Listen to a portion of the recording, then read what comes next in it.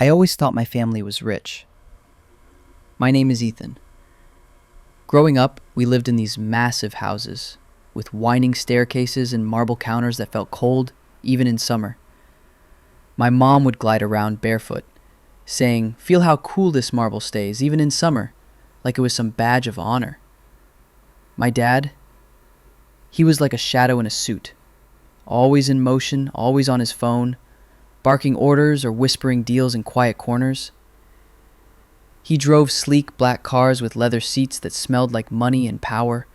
He loved flicking the keys onto granite counters when he walked in, like, "Clink, here is proof we belong above everyone else." I never realized those cars were just leased under names that weren't even his. At school, I told people, "My dad works in property. We move a lot because of his deals." Kids would nod, impressed. Teachers treated me differently when my mom picked me up in her pearl white BMW, tinted windows rolled down, her perfume drifting out like proof we belonged somewhere better. Sometimes, parents of classmates would ask if my dad was hiring.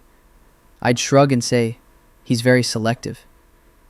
But what they didn't see was the truth behind all that glitter. Boxes lined my bedroom walls like silent warnings. Most never got unpacked. The furniture never matched.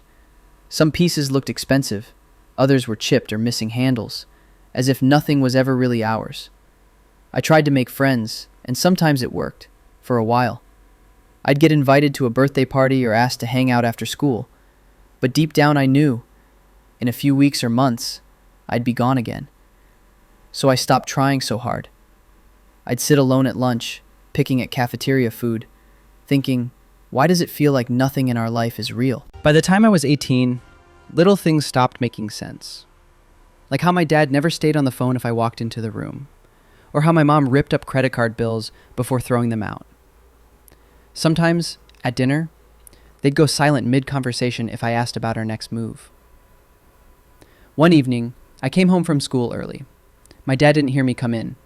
He was in the dining room, spreading out papers across the table. Contracts, property listings, stacks of folded cash, and a driver's license that didn't even have his real name. He shuffled it away when he saw me. "Don't touch my things, Ethan," he snapped, his voice so sharp it felt like a slap. I mumbled an apology and backed out of the room, but questions burned in my chest I didn't dare ask. That night, I couldn't sleep. I lay awake listening to them whisper in the kitchen. Mom's voice was trembling. What happens if someone checks the bank transfers this time? Dad's tone was cold, final. They won't trace it. We'll be gone before anyone realizes. I turned to face the wall, clutching my pillow tight, my heart pounding so hard I felt it in my teeth. And for the first time, I thought, what if none of this is real? The next morning, while they loaded suitcases into the trunk, I did something I never dared to do before. I opened Dad's briefcase. Inside were stacks of fake driver's licenses, each under a different name, with different cities printed beneath the photos.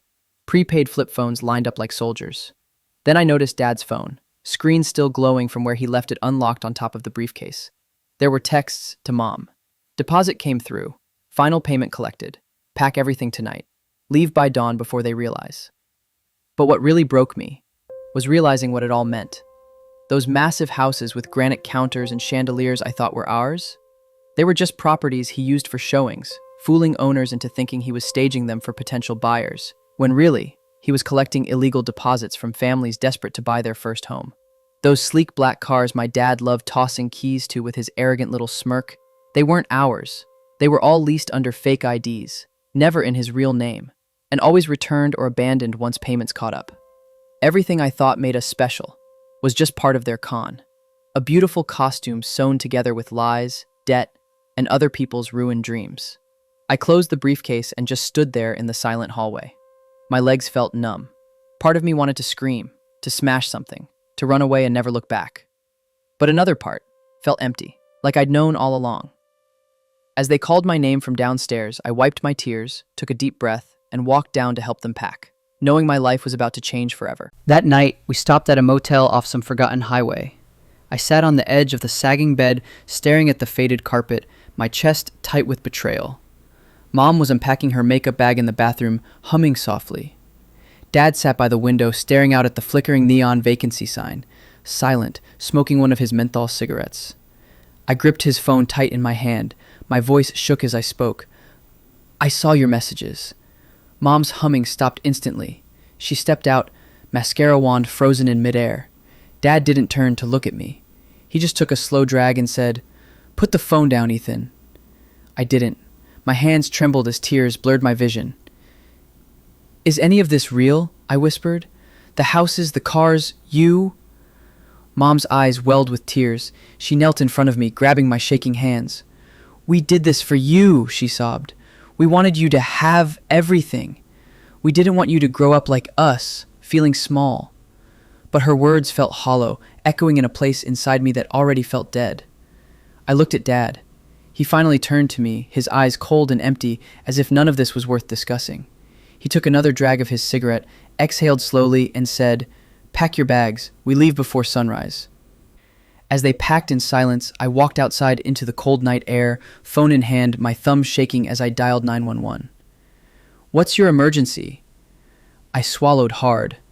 "My name is Ethan Carter. My parents, they're wanted for fraud. They're here at Pine Hollow Motel, room 117.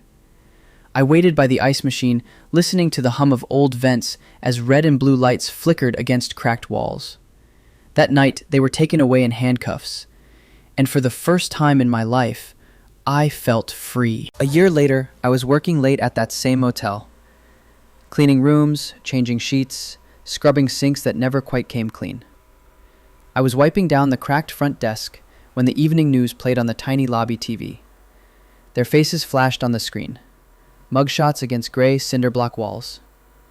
The reporter's voice was cold and precise. Today, Mark and Rachel Carter were sentenced in Arizona to 35 years for multiple counts of fraud, identity theft, and grand larceny, targeting over 30 families across 5 states, with total losses exceeding $4.2 million. I stared at their photos, feeling nothing. No anger, no pity, just quiet. I glanced around the empty lobby, felt the ache in my feet from standing all day, heard the buzz of neon from the vacancy sign outside. Then I reached into my pocket and pulled out my paycheck, my weekly check, $580.80 after taxes. I held it to my chest, eyes burning with tears I refused to let fall. Not because I felt poor, not because I wished for marble counters or pearl white cars again, but because for the first time in my life, I felt clean. Because deep down, I'd rather have been poor than live a life built on lies. Would you?